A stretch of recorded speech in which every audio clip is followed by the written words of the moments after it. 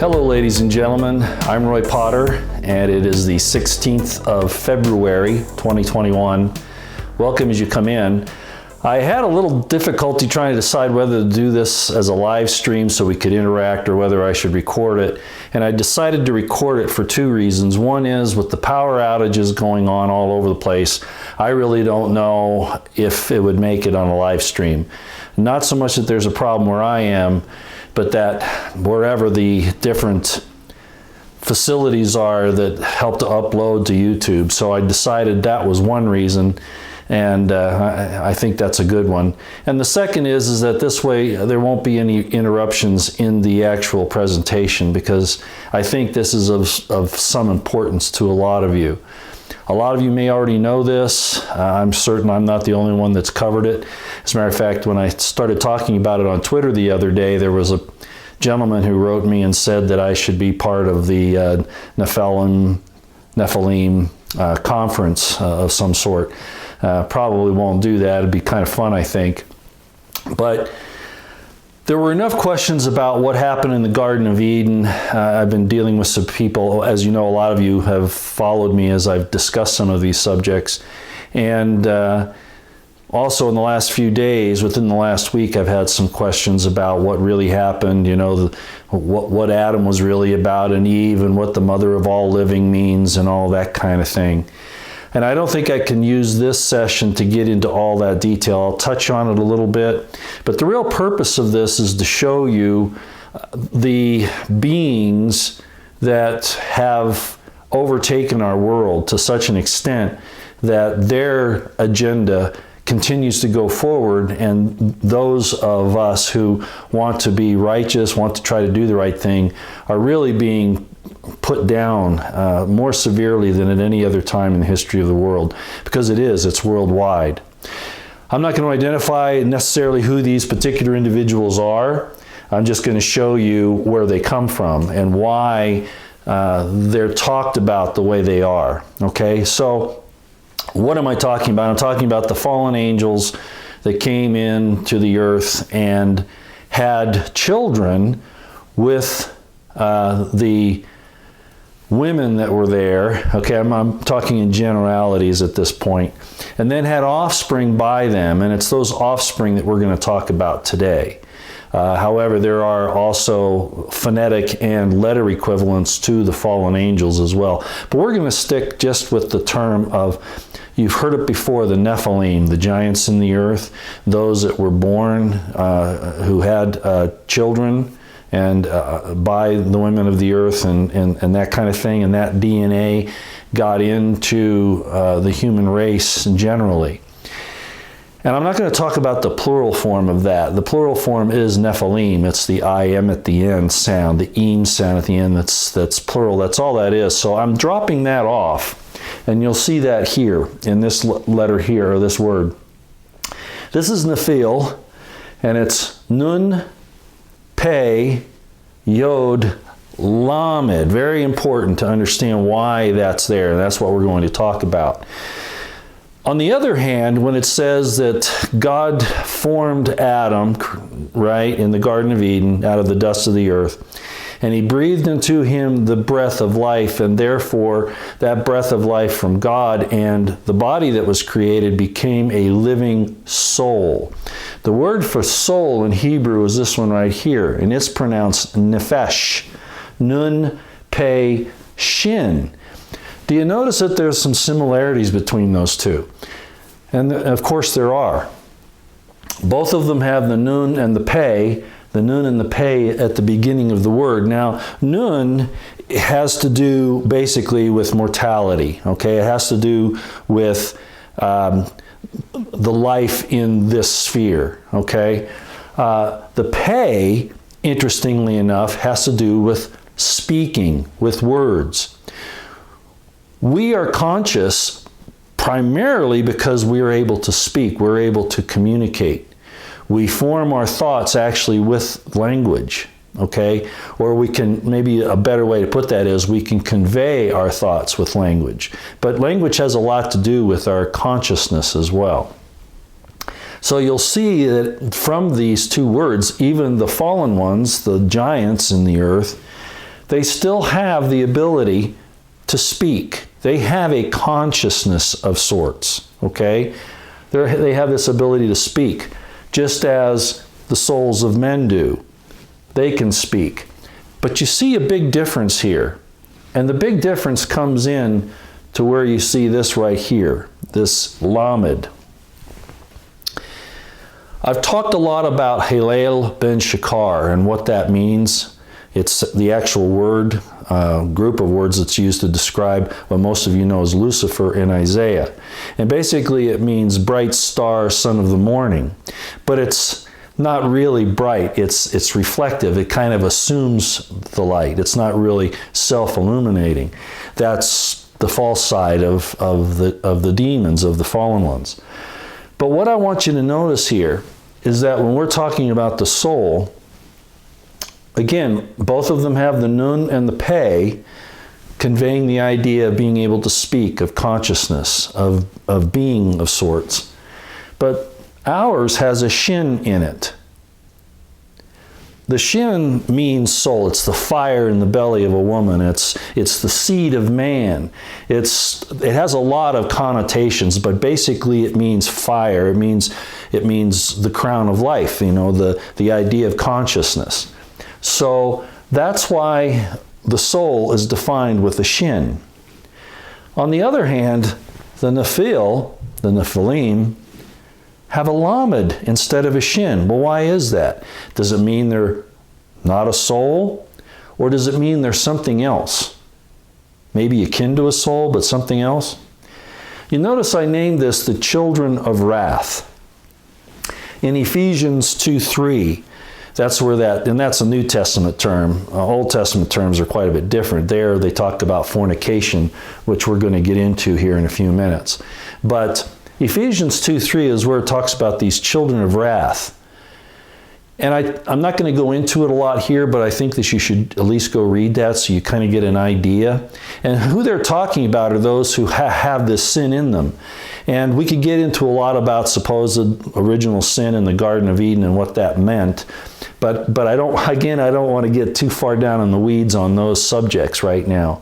I want to home in on this lamed that's in this word for the fallen ones, the children of the fallen angels and the Nephilim. Lamed has the connotation of a whip or a flail. In other words, justice, judgment, punishment, okay? So when we talk about the DNA of the Nephilim being injected into the human population, we're talking about getting this quality, maybe lack of quality, this characteristic of we deserve judgment, we deserve punishment. Because that's what this means. Do you see the difference?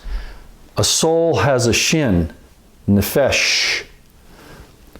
The fallen ones, and those of us who obtain some of their DNA, we have nephil in us. Again, the lamed, the flail, that we're deserving of wrath, of punishment. Now that wasn't the case before the fall in the Garden of Eden. In the fall, and this is all allegorical in some respects. Some people say it's literal. It doesn't matter either way, the explanation works. You had a perfect creation, and for whatever reason, God allowed whoever you think came into the garden. I particularly think that it was and this is backed up by some ancient writings, was the angel Azazel. And his cohorts came in and took advantage of the situation and promised eternal life, knowledge, to be as the gods. Does that sound familiar about what's going on today? And I've talked about the similarities of what the Silicon Valley people are pushing and the worship of the Silicon AI, all of that. Well, that's kind of where we are in the history of this. We're kind of reliving it. We're all kind of like Adams and Eves at this point.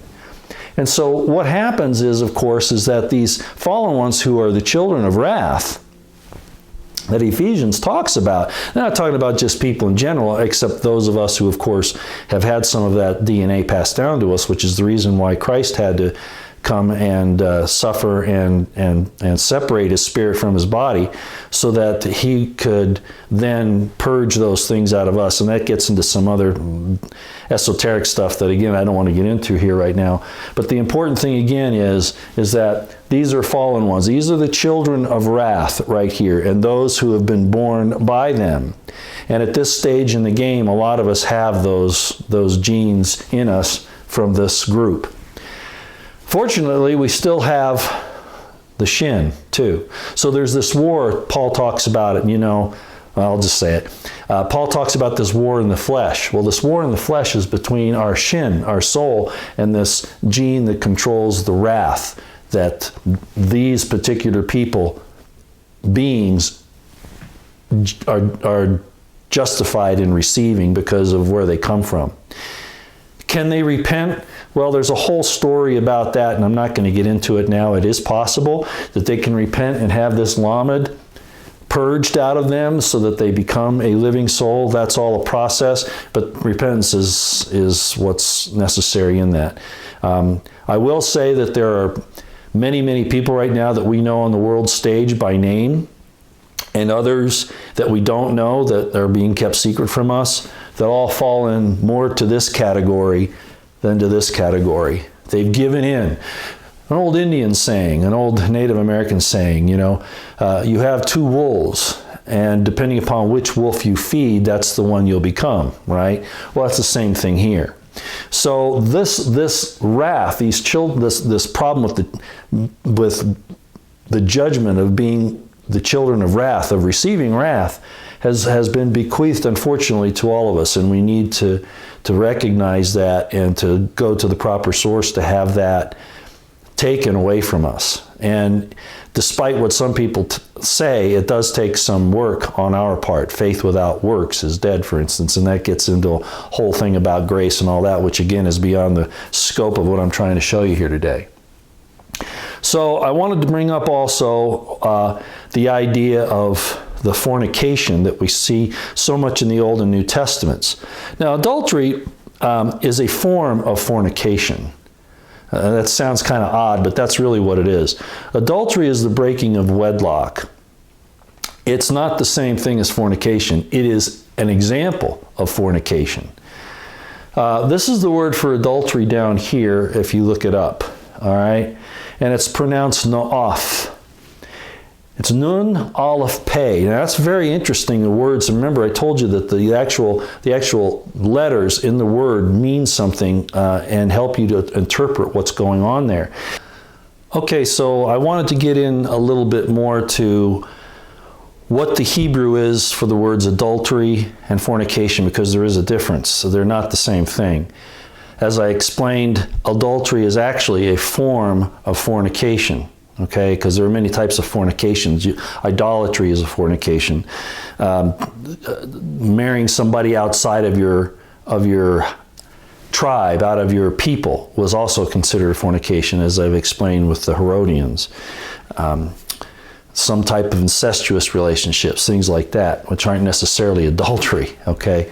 So in this situation, let's look at adultery and break it down into the separate letters of the Hebrew, because as I've said, those letters can give you an indication of its meaning. The word for adultery is no'af, nun aleph pei. Now this pei here is the final form of this letter here. It kind of looks like a cane, like a walking cane, like a number 7 that comes way down low beneath the writing line.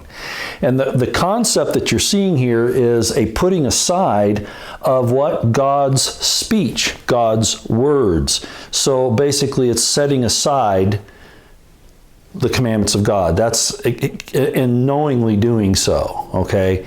Kind of like I've said before, where it's an apostasy almost in that regard. Fornication, on the other hand, is significantly different. It's zana, that's zayin, nun he. Now the zayin is a sword.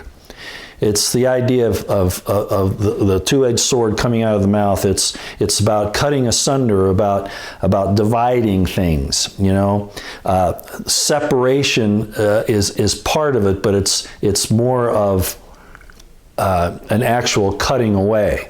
So in this situation, what you're actually getting to is a sword that's basically cutting you off from your people, your heritage, your earthly mother. Okay, in other words, just like the Jews, basically, they had their fathers and their mothers, but what made them Jewish or Israelite was their mother. Okay, that's how they figured that out. So you're cutting yourself off from your people. That's kind of how it is. Now, it's not something that can't be mended. It's just that you're not following the rules, kind of thing. And so fornication can be serious. Idolatry, for instance, is very serious. We have a commandment that says, you cannot worship a graven image. That's idolatry. So idolatry is fornication. Do you see what I'm saying here? So you got to kind of look at the whole situation. It definitely does not mean specifically sex between unmarried people. As a matter of fact, it almost doesn't mean that. That's like way down on the list.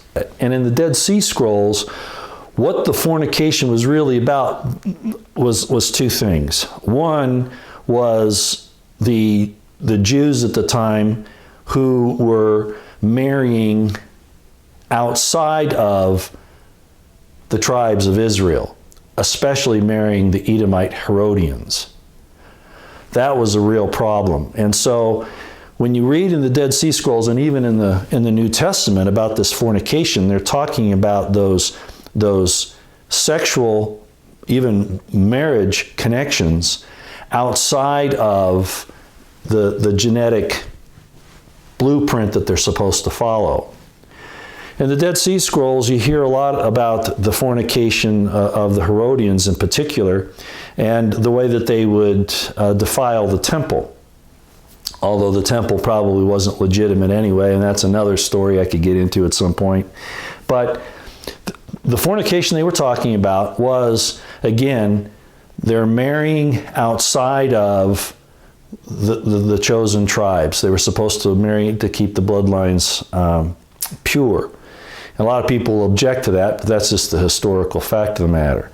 Solomon didn't get in trouble for having many wives. He got in trouble for marrying strange wives from these groups that were forbidden to them. For instance, the children of Anak, if you've read that story. So in the Dead Sea Scrolls, it talks about that type of fornication, and it talks about the fornication not between innocent children. There are or innocent young people. That's a whole nother subject matter, and it has to do with if a man humbles a maid, and I'll kind of touch on this in a minute. If a man humbles a maid, he has to take her to be his wife and can't ever divorce her. Okay, so the marriage is the act, and I've talked about that to some extent in the past. But in the Dead Sea Scrolls, again, it talks about this fornication between these different groups that weren't supposed to intermarry. And on top of that, there was a thing going on with the Herodians in particular where they would marry their brother's daughters. In other words, niece marriage. That's not entirely prohibited, but it's kind of if you look at the laws in the Old Testament. But there are some parameters there that have to be met under the circumstances, and by and large, it's just you're not supposed to do it. So the teacher of righteousness, James, and these people really attacked the Herodians for doing these basically what were incestuous marriages, and that was considered a fornication, and that's what we have here. So I wanted to kind of touch on that, especially the difference between the soul that we're supposed to be in possession of and to cultivate, and the children of wrath having the lamed, or the rod of punishment because of the transgressions that were made, particularly in the Garden of Eden, but continue even till today. And so that's the reason why and it wasn't sex between Adam and Eve that was the problem. It was the interjection of this foreign DNA that is fighting within us to take control. The lamed as compared to the Shin, okay? All right, let me go through some of this. I'm not going to give a whole lot of information on the board to show you what I'm talking about, but just to possibly set up some conversations for the future. Humble a maid is something I mentioned a few minutes ago, and it's nearly the same thing as when Sarah, for instance, was praying. That's the wife of Abraham, that she wanted a child to take away her reproach. So I don't have my Gesenius Hebrew lexicon. I don't have my Strong's Concordance with me. I don't have my Hebrew, English, Greek linear Bible. In my travels, I just don't bring those along with me. But I think I can recall enough that I can kind of discuss this issue a little bit. And this gets down to this interpretation of fornication, which is why I'm going here. Okay, so remember when Jesus was talking to the scribes and Pharisees, he was accusing them of being sons of the devil, the sons of the wicked one. And their response was, we're not children of fornication.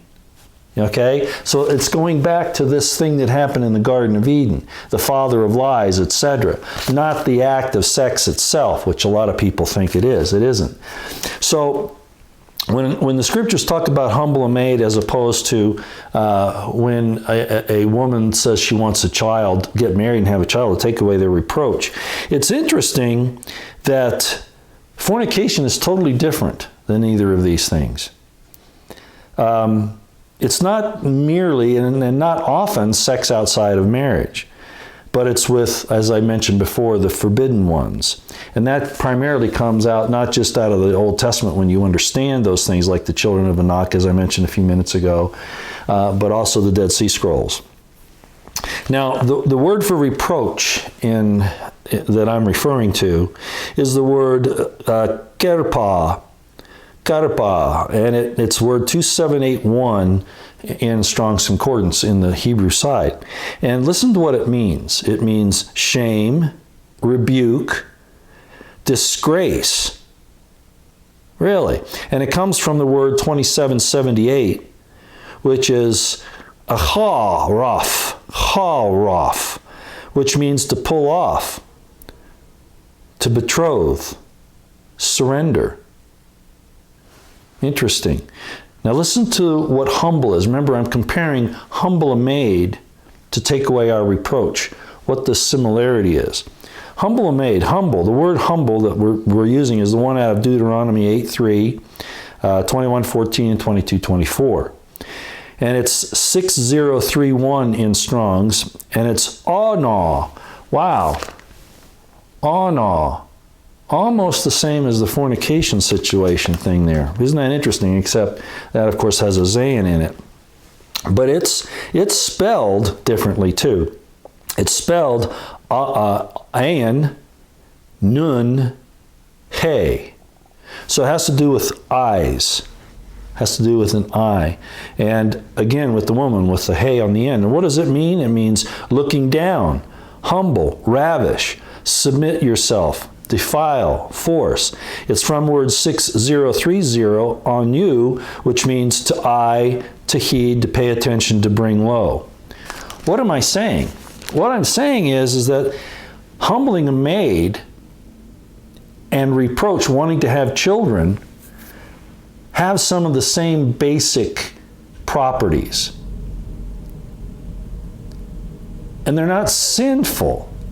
It's what you do afterwards. There's an old army saying, it says, you know, shit's going to happen. It's what you do afterwards that counts. And that's kind of where this is going. Remember, when a man humbles a maid, he must then take her as a wife and never be able to divorce her. Okay? All right. You might wonder what that has to do with it, but it's really all around this word of fornication. And I'm not getting into a lot of detail here because again, I didn't bring my books with me, but I wanted to kind of give you a basic idea. So let's go back to the word fornication. Again, this is all about the Nephilim, these fallen angels and their children that messed up our genes in the human race. So that's why I'm talking about these things. Fornication, as I said, is zonah. And it's used in Isaiah 23:17, Ezekiel 16:15, and some other places. And let me just read to you what it also means. When the scriptures talk about fornication, it can also mean something, not just adultery in one instance, which would be fornication with a married woman, right? And that's really what it means. It doesn't mean sex in and of itself. It means breaking the marriage covenants of a woman is basically what it means. It can also mean idolatry, whorish, harlotry, idolatry. The word 8457 in Strong's for fornications is taznuth. Taznuth. And again, it means harlotry, idolatry. It's not innocent, loving sex. The idea that's really pushed here is the idea of indiscriminate, almost, and it really is, a pernicious and flagrant use without judgment. That's really kind of what it's talking about. And again, this would qualify as a problem because they're intentionally trying to push themselves into the lives of others for a nefarious reason. So it's a promiscuity of sorts. And they also describe it as word 5003 for adultery, again, which is off over here, and apostatize a woman who breaks her wedlock. Notice it's about a woman, not that a man can't be the other party in that, and that's the reason why there were some things that happened in the New Testament with the adulterous woman that a lot of people don't quite get. But the point is, it is a woman that breaks wedlock. Okay, finally I'm going to end on fornication one more time, and then I'll let you go. Hopefully this wasn't too jumpy. Fornicate is word, we're talking about the Greek words now. 4202, which is porneia, which means harlotry, idolatry. It doesn't mean just simple sex between, two loving people. It doesn't mean that. And I know that's going to really upset some Christians. There's nothing wrong with chastity. I'm not saying that. I'm saying that there are different levels of what happens here. And I've already mentioned about the humbling of a maid and then getting married, okay? It means, and then there's another word, 1608, which is ekpornio,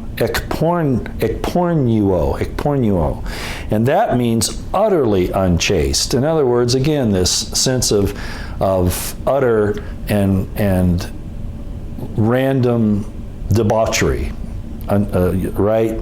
Unchastity. Going back to 4202, there's some root words, 4203 and 4205. 4203 is pornuo, which again means harlot or idolatry. And then 4205, pornos, which means, interestingly, sell, prostitute. And then another word, 4097, looks like piprasko, which means traffic or slavery. So again, what it's coming down to is it's taking the purpose of this very precious act that's supposed to bind people together, particularly, of course, men and women, to bind them in a relationship of trust and mutual love and affection and things like that. And it cheapens it by putting it on the market. Trafficking. And that's really what the purpose of the whole thing is. So it's slavery.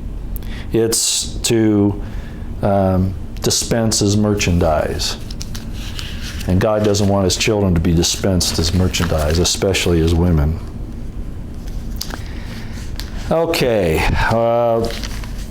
One last thing I think I'll mention is the word for flesh, which I think is right here, bashar, because I know a lot of people say, you know, the sins of the flesh and all that. Well, what they're really talking about when they say that is this lamed that's interfered with us in this state, okay? That's what they're talking about, not that the body is bad. Flesh is bashir, and in that word you see how important it is. The bait means a home, okay? The shin again is the fire, the spirit, right? And the resh, of course, is the head. So what is the flesh? It's the head home of the spirit. Okay, I've just kind of touched on all those things today. I didn't get into any great depth. You'll probably think, oh yeah, you did. But I hope that it was of some interest to you, and I might get into some more detail. I think following this, once it's up on YouTube, I will do a live stream where we can do a discussion. I'm going to need my mods there because people are going to be taking this and doing some really, you know, some of them will make light of it and try to turn it into, you know, a really nasty conversation, and we really don't want it to go there. So I can't say when that will happen, but I hope that the notifications go out so that a couple of mods can be there to help me to get through this, okay? All right, so that's all I've got for you for now. It was a little disjointed. I probably, it really helps when you have a live audience, because when you say something and it doesn't quite come across, you know, somebody can raise a hand and say, well, is this what you mean? What are you talking about there? And then I can explain it better. So a lot of times I'm not telling something as clearly as I should, because subconsciously I'm probably thinking, you know, you already know this. And so I gloss over something that maybe I shouldn't. Maybe one of these days we'll have, you know, some real classes, and that would be of interest, I hope, to some people. Okay, so that's all I've got. Again, the real important lesson here is the difference between soul with a shin, neph, esh, and the fallen angels that are without this soul but are children of wrath, nephil. Nephil, do you see the difference? Shin opposed to the lamed. Very, very important. And that shows you that we're supposed to get back to this state here. Okay? All right, everybody. That's all I got for today. Thanks for coming. I hope you enjoyed it. At least that it opened up maybe some more questions, if nothing else. You know, asking good questions is where answers begin to come from. Okay. We'll see you next time out here.